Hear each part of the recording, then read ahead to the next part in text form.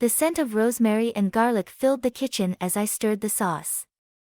Letting muscle memory guide my movements while straining to hear the hushed voices drifting from the study.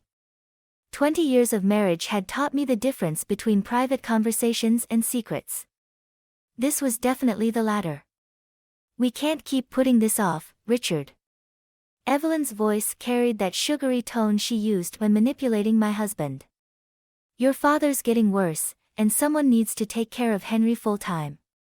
I'm Samantha, and until that moment, I thought I knew my place in this family." "What about the company?" Richard's whisper held more concern than I'd heard him express for his grandfather in months. "We can't just. That's exactly why we need to act now. Samantha can handle Henry. She's always been good with that sort of thing." The wooden spoon slipped from my fingers, clattering against the pot. The sauce splattered across my cream blouse, but I barely noticed. My hands gripped the counter as their words sank in. "She won't like being left out of the decision," Richard said. Evelyn's laugh felt like ice down my spine. "Since when has that mattered? Besides, she'll be too busy with Henry to cause problems. It's perfect." I switched off the stove, my movements mechanical. The perfect family dinner I'd planned suddenly seemed absurd. 20 years of playing the dutiful wife and daughter-in-law, and they were discussing my future like I was one of the housekeepers. "When do we tell her?" Richard asked.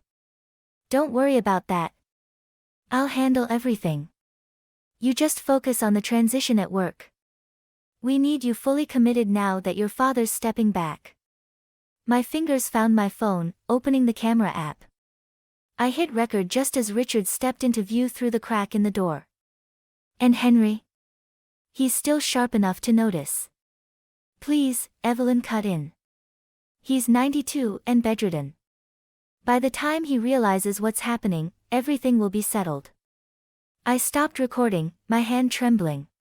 The front door opened, and I heard Max and Lily returning from school. Their laughter echoed through the house, oblivious to how their world was about to change. The study door creaked open. I turned back to the stove, stirring the ruined sauce with steady determination. Let them think I was just the dutiful caretaker. Let them believe I would quietly accept their plans. They had no idea what I was capable of. And by the time they figured it out, it would be far too late. "Mom?" Lily called from the hallway. "Something's burning." I smiled, already plotting my next move. "Don't worry, sweetheart. I'm just making some changes to the recipe." 3 days had passed since I'd overheard their plan, and Evelyn's saccharine smile hadn't wavered once. She floated through Henry's morning routine like a practice performer, adjusting his pillows with theatrical care while I changed his foredrip. "You're hovering again, Samantha dear," she said, not looking up from her task. "I've been caring for this family longer than you've been alive. 20 years is hardly nothing." I checked Henry's vitals, noting them in the log I'd started keeping. "And I notice you're here more often lately." Henry's eyes flickered between us, alert despite his stillness. I'd caught those sharp glances more than once, measuring, assessing. "Natural, isn't it? With Caleb stepping back from the company, we all need to adjust our priorities." She straightened, smoothing her silk blouse. "Speaking of which, Richard mentioned you've been asking questions about the board meetings. Shouldn't I? I am head of operations. For now." The words slipped out soft as a snake through grass. She caught herself, plastering on that familiar smile. "I only meant that with all these changes, perhaps it's best to focus on what you do best. Taking care of people." My phone buzzed, a message from Max. "Mom, found those files you asked for. Dad's office clear for next hour." I tucked the phone away, matching Evelyn's smile. "You're right. We all have our talents." "Wonderful. Then you won't mind handling Henry's afternoon medications?" "Richard and I have that strategy meeting with the board. The one that wasn't on the calendar." Her smile tightened. "Last-minute changes. You understand." Perfectly. I gathered my things, pausing at the door. Oh, Evelyn. You might want to check the dosage on Henry's chart. Wouldn't want any mistakes. The flash of uncertainty in her eyes was worth every second of the past 3 days' research. She hurried to the medical chart while I slipped out, already heading for Richard's office. Max met me at the stairs, laptop in hand. Found something weird in those quarterly reports, Mom. The numbers don't match what's being reported to the board. Show me. We huddled over the screen, my son pointing out discrepancies that made my blood run cold. Not just negligence, deliberate manipulation of figures, all traced back to Evelyn's private account. Does Dad know? Max's voice cracked slightly. I squeezed his shoulder, remembering the conversation I'd recorded. He's about to.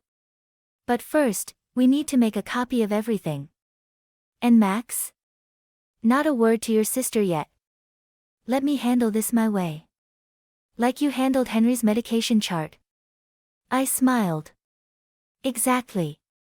Sometimes the best way to expose a snake is to make it think it's cornered a mouse. The night shift nurse had just left when Henry's hand caught my wrist. His grip was surprisingly strong for someone supposedly frail. They think I'm senile, he said, voice clear as crystal. Let them. My heart nearly stopped.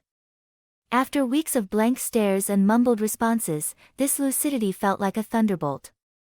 How long have you been pretending? Long enough to watch my own son plot to dismantle everything I built. He released my wrist, eyes sharp as steel. Did you really think Evelyn could manage my medications without killing me? I sank into the chair beside his bed. I've been adjusting the doses she tries to change. I know. A thin smile crossed his face. Just like I know about the offshore accounts. Richard's not half as clever as he thinks he is. The monitor beeped steadily in the darkness. Outside, a security guard made his rounds, flashlight beam sweeping past the window. Why are you telling me this now? Because you're the only one who bothered to check the real numbers. He shifted, reaching beneath his pillow. Here. The combination to my private safe. The one even Caleb doesn't know about. My fingers trembled as I took the paper. They'll notice if documents go missing. They never notice what's right in front of them. That's why they underestimate you. His voice hardened. Like they underestimated my wife before she died. Evelyn made sure she spent her last years thinking she was losing her mind. The pieces clicked into place, the familiar pattern, the careful manipulation. That's why you've been watching. Waiting. Testing. He gripped my hand again. They're planning to vote you out at next week's board meeting. But they don't know about the trust agreement. The one that gives controlling interest to whoever holds my medical power of attorney. My breath caught. Which Evelyn thinks she has. Check the safe. The real document is there, dated last month. His eyes glittered. Along with 40 years of evidence I've collected. Every scheme, every betrayal, every manipulation. Footsteps echoed in the hallway, the distinctive click of Evelyn's heels. Remember, Henry whispered, slipping back into his vacant expression. Let them think they're winning. I was adjusting his blanket when Evelyn swept in, all concern and efficiency. Still here, Samantha. You should rest. Tomorrow's board meeting prep will be challenging. Of course. I gathered my things, catching Henry's barely perceptible wink. I wouldn't want to miss it. Walking out, I felt the weight of the safe combination in my pocket, and for the first time in weeks, I smiled. They thought they were orchestrating a takeover. They had no idea they were walking into their own trap. The divorce papers sat in my briefcase like a loaded gun while I watched Richard across the breakfast table, typing away on his phone. 20 years of marriage reduced to 30 pages of legal terminology. Max called, I said, stirring my untouched coffee. He's staying at college this weekend. Richard barely looked up. Good. He needs to focus on his studies, not all this family drama. Drama? The word tasted bitter. Is that what you call abandoning your grandfather? Don't start, Sam. He finally set his phone down. The board meeting's tomorrow, and I need to present the restructuring plan. The one that cuts my department's budget by 60%? His face flickered, surprise, then calculation. How did you? The same way I found out about Evelyn's private account. I pulled out my tablet, sliding it across the table. Care to explain these transfers? The color drained from his face as he scrolled through the documents. Where did you get these? Does it matter? What matters is what I'm going to do with them. You wouldn't dare. But his hand trembled slightly as he pushed the tablet back. Think about the children. I am. I stood, grabbing my briefcase. That's why I've already spoken to them. What? Lily's waiting in the car. We're moving into the guest house near Henry. I pulled out the divorce papers. Your lawyer can contact mine about the rest. He lunged for the papers, but I stepped back. You're making a mistake. Mother was right, you've always been too emotional for business. No, Richard. I was just smart enough to play the loving wife while you and Evelyn played your games. I headed for the door. By the way, Henry sends his regards. Henry? His laugh was sharp, desperate. He doesn't even know what day it is. Really? Ask him about your grandmother sometime. About how Evelyn handled her care. I paused at the threshold. Or better yet, ask him about the real power of attorney documents. What are you talking about? You'll find out at tomorrow's board meeting. I smiled, feeling lighter than I had in years. Don't worry, I'll make sure there's a place for you in the company. After all, that's what family does, right? His face contorted with rage, but before he could respond, I closed the door. Lily was waiting in the car, her face anxious but determined. Did he sign? He will. I started the engine.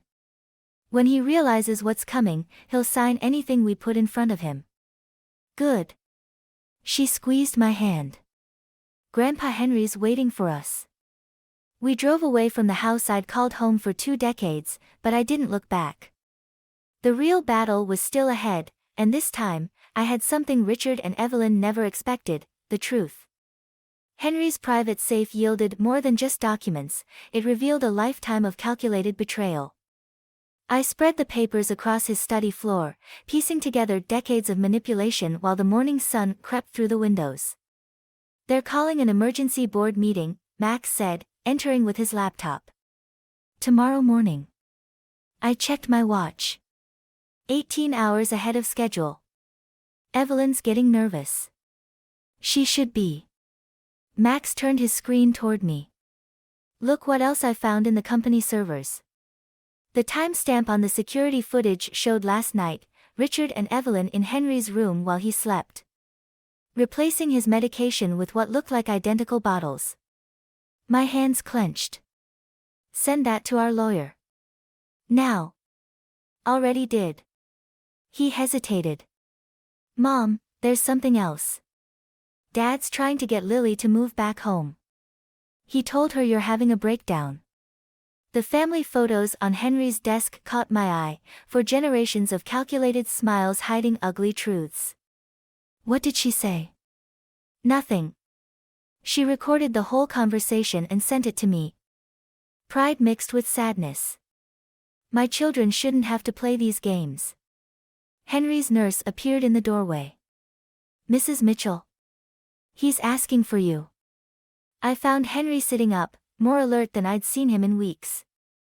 They've moved up their timeline. Yes. I settled into the chair beside him. But we're ready.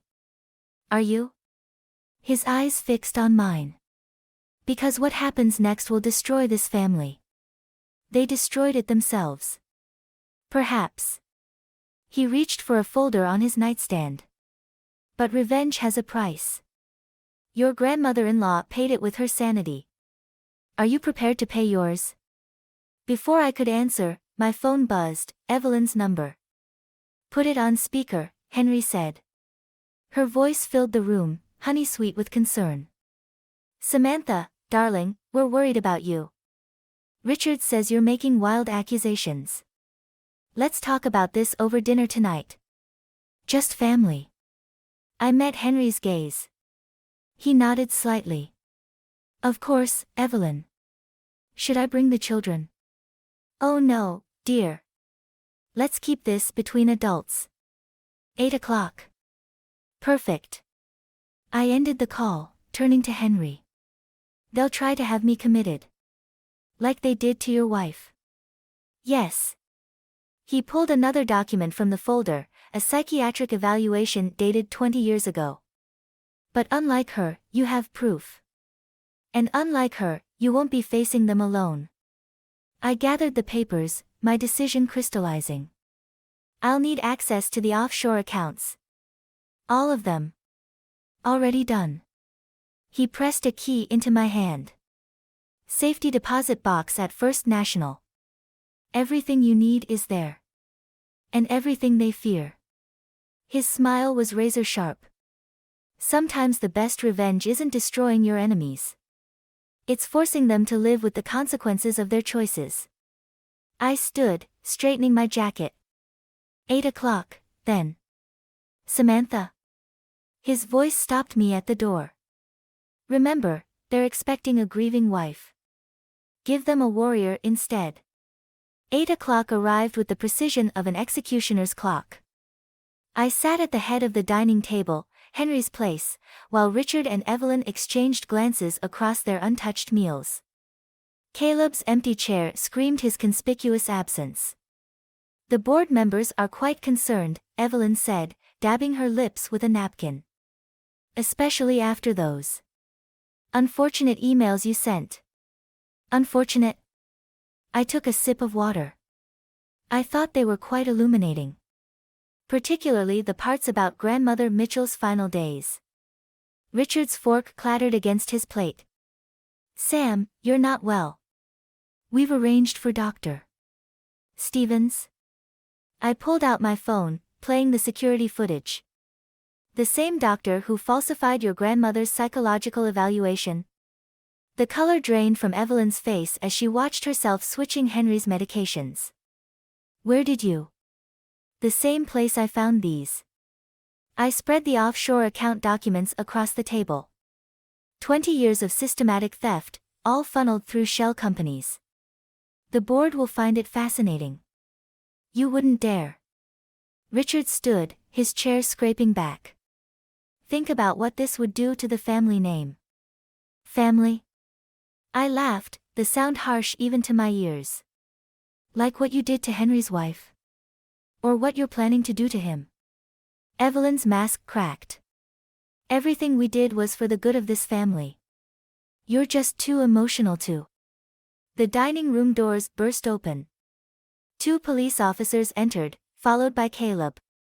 I'm sorry, Samantha, he said, not meeting my eyes. But this is for your own good. Dr. Stevens appeared behind them, commitment papers in hand. Mrs. Mitchell, please remain calm. Your family is very worried about your mental state. My heart hammered, but I kept my voice steady. Perfect timing. Officers, I'd like to report attempted murder. I nodded to the documents. And 2 decades of financial fraud. She's delusional, Evelyn cut in smoothly. Dr. Stevens can confirm. Actually, a new voice said, he can't. Henry wheeled himself in, followed by Max and Lily. My children carried boxes of files, copies of everything we'd found. Grandfather? Richard stumbled back. You're supposed to be sedated? Confused? Like your grandmother? Henry's voice could have cut steel. The board meeting tomorrow will be interesting. Especially since I've called in the SEC to audit those offshore accounts. The officers stepped forward, not toward me, but toward Richard and Evelyn. This isn't possible, Evelyn whispered. We had everything planned. Yes, I said, standing. You did. But you forgot one thing. What's that? Richard demanded. You taught me too well. All those years of watching you destroy people. I learned. And unlike you, I kept receipts.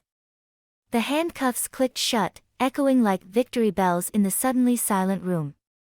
The boardroom fell silent as Richard entered, his suit pristine despite spending the night in custody. His lawyer had worked miracles with the bail hearing, but nothing could hide the desperation in his eyes when he saw me at Henry's right hand. This meeting is irregular, his attorney announced. My client remains the legal CEO. Actually, Henry cut in, sliding a document across the polished table, he doesn't. The power of attorney papers landed between them like a gauntlet. Richard's hands shook as he read. This is impossible. The date is correct, I said. While you were planning my commitment, Henry was planning something else. The board members murmured, examining their copies of the financial records. 20 years of theft laid bare in pristine spreadsheets. It's not what you think, Richard turned to the board. Samantha's emotional manipulation of my grandfather. That's enough. Henry's voice cracked like a whip. Show them, Samantha. I played the security footage on the boardroom screen. Richard and Evelyn in Henry's room, switching medications. Their whispered conversations about commitment papers. The offshore transfers. A misunderstanding, Richard's voice cracked. I can explain everything. Like you explained Grandmother Mitchell's death. Max stepped forward, holding more files. Or how about explaining these? My son spread out documents showing decades of systematic exploitation, not just of the company, but of every family member who'd stood in their way. Richard's facade crumbled. You don't understand what it's like, the pressure, the expectations. I understand perfectly. I stood, facing the board. That's why as of this morning, with Henry's support, I'm implementing a complete audit and restructuring. You can't, Richard lunged forward, but security blocked his path. This is my company. No, Henry said quietly. It's hers now. The board has already voted. Richard turned to me, his expression shifting to something I'd seen before, the charming husband, the apologetic partner. Sam, please. We can work this out. For the children. The children? Lily's voice rang from the doorway. You mean the ones you were ready to use as pawns? She walked in, followed by Caleb, who couldn't meet his son's eyes. It's over, Richard, I said. The SEC has everything. The only question is whether you'll face the consequences with dignity or make it worse. You'll regret this, he snarled, mask finally dropping completely. You have no idea what it takes to run this company. Actually, Henry smiled, she's the only one who does. Why do you think I've been testing her all these years? Security led Richard out as the board began their formal vote. I watched him go, feeling not triumph, but a quiet certainty. Some victories aren't about winning, they're about surviving long enough to reclaim what was always yours. The autumn wind scattered leaves across Henry's grave as I placed fresh flowers beside the headstone. His final letter lay in my pocket, worn from countless readings, but I didn't need to take it out anymore. Every word was etched in my memory. Mom. Lily appeared beside me, holding a stack of papers. The board approved the scholarship foundation. The first grants go out next month. I traced Henry's name on the stone. For women escaping family abuse. He would have liked that. Grandmother Mitchell's legacy fund, Max added, joining us. Has a nice ring to it. The company thrived under new leadership, but that wasn't Henry's real legacy. His final gift wasn't the power of attorney or the evidence he'd collected. It was the truth he'd shown me, sometimes the greatest act of love is refusing to look away from darkness. Richard's appeal was denied, Max said quietly. Evelyn took a plea deal. I nodded, remembering Henry's words from his letter, justice isn't about punishment, it's about preventing the next victim. The sound of approaching footsteps made us turn. Caleb stood awkwardly at the path's edge, clutching a familiar wooden box. "I found this in Richard's study," he said. "It belonged to Mother, before Evelyn." He trailed off, unable to finish. Inside the box lay photographs, letters, and a journal, fragments of a life systematically erased. Grandmother Mitchell's real story, hidden away by those who'd claimed to love her. "There's something else," Caleb hesitated. "The hospital board, they want to rename the mental health wing. In her honor." A bitter victory, but perhaps that's what healing looks like, acknowledging old wounds while creating something new from the scars. "Will you help?" I asked him. "There's decades of damage to undo." His eyes met mine, heavy with regret and hope. "Yes. It's time someone did." As we walked back to the cars, Max carrying the precious box, Lily touched my arm. "Mom? Are you okay?" I looked at my children, at Caleb trying to make amends.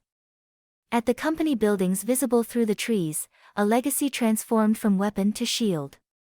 "Henry once told me revenge is a mirror," I said. "What matters isn't what we see in it, but what we choose to do after we look away." The wind picked up, carrying the last of summer's warmth.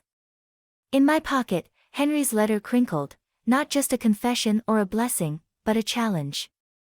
"The true test of power," he'd written, "isn't in what you can destroy, but in what you choose to rebuild." I took one last look at his grave, at the simple inscription we'd chosen. He taught us to look closer. Then I turned toward home, toward the future we were building, not from revenge, but from the harder, braver choice to heal.